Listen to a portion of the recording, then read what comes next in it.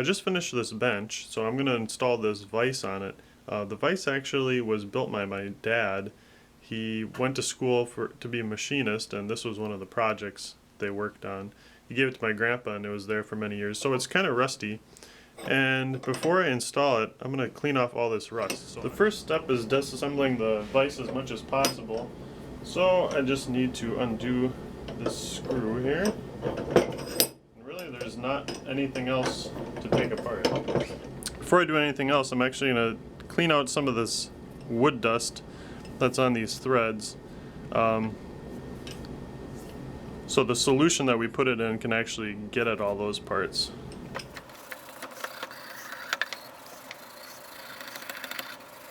Cleaning solution is pretty simple. It's just some yogurt. Just kidding. Actually, it's vinegar. And to that I'm going to add just some regular table salt, a couple tablespoons. Now I'm slightly skeptical about adding the salt because salt causes rust. So you wouldn't think that you would want to soak metal in something that causes rust, but supposedly, it improves the cleaning action of the vinegar. So, we shall see. Mix that up until the salt is pretty well dissolved.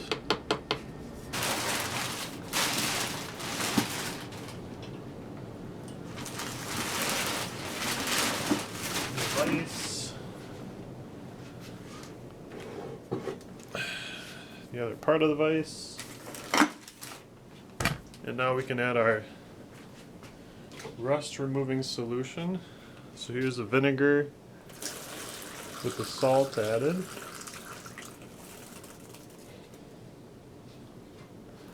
Not all the salt dissolved here. I think I'm gonna have to use the whole thing.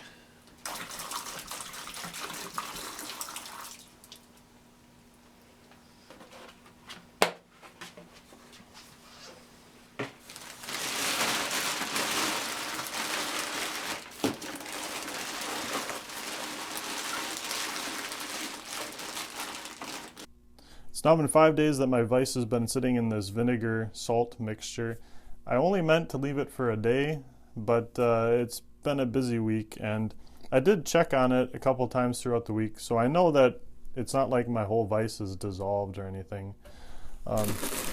It's probably only best to leave it for a day or two, but I don't think it'll matter much.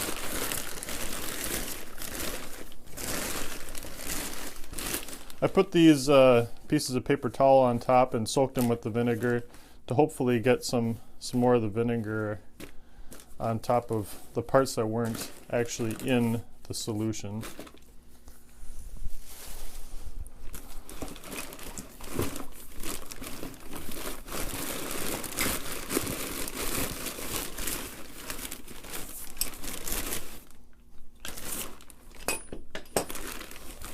There we go. Pretty darn rusty looking, but I think we'll find that that stuff will come off with just a little bit of scrubbing. Alright. I just got a little steel brush here.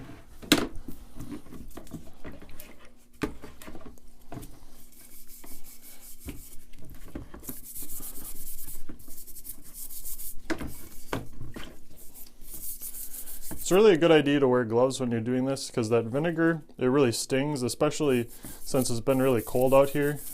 Today, when I started work, it was about -20.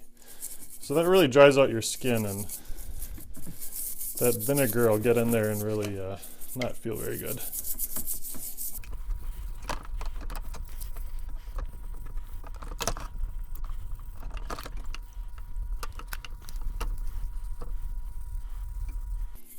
Yeah, starting to look pretty nice. Certainly looks a lot better than it did when I started. The Vise had been sitting in my grandpa's garage for about, let's see, when did my dad become a machinist? Probably about 25 years.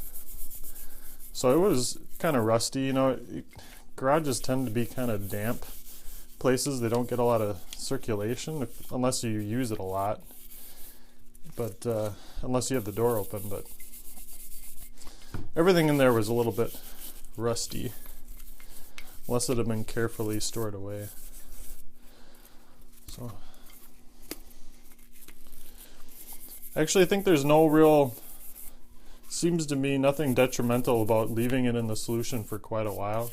I wouldn't go crazy about it, but if the stuff is still stuck on there, rust is still not coming off, just leave it for a little while longer. You could also heat up the vinegar.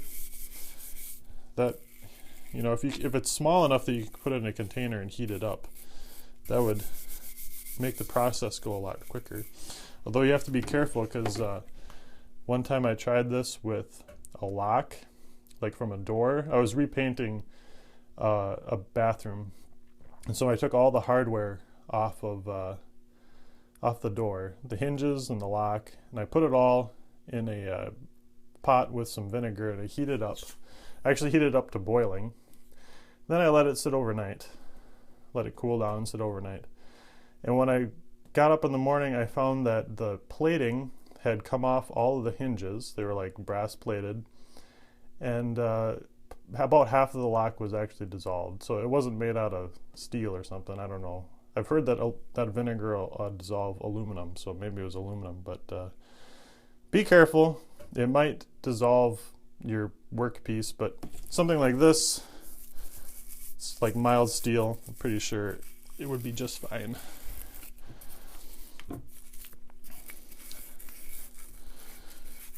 But if you're whatever you're working on does dissolve, don't come and blame me, because, you know, I warned you. It's looking pretty good. Just gonna have to rinse it off. Well, let's try this. This actually really looks pretty bad, but looks can be deceiving. So once you start working on that rust, it just comes right off. The rods weren't even in the solution. So I think the most important thing is to have your, whatever your workpiece is, in an enclosed container, because the vapors will come up from the vinegar and they will work on everything. But it's got to be airtight for that to happen, like in a plastic bag or in a Tupperware container or something. So a good approach might be, if you got something that's big and awkward, just soak some paper towels in the vinegar and like spray it all over with a spray bottle, and then put it in a plastic bag and leave it for a couple days. If it doesn't get everything completely off, at least it'll get you in the right direction. It doesn't have to be perfect. Really, this vise would have been usable if I just left it how it is, but as long as I'm putting it on there, I might as well clean it up a little bit.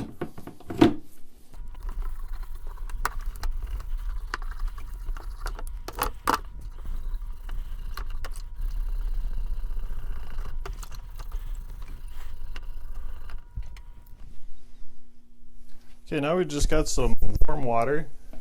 Into that, I'm going to add some baking soda. And that's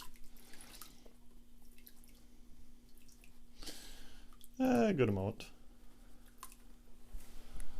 That's going to neutralize the acid. You could probably just rinse it off with warm water, but might as well just go a little extra step. Make sure we get rid of all that acid, because we don't want it to be continuing to work on that steel. That wouldn't be good. Throw this back in here.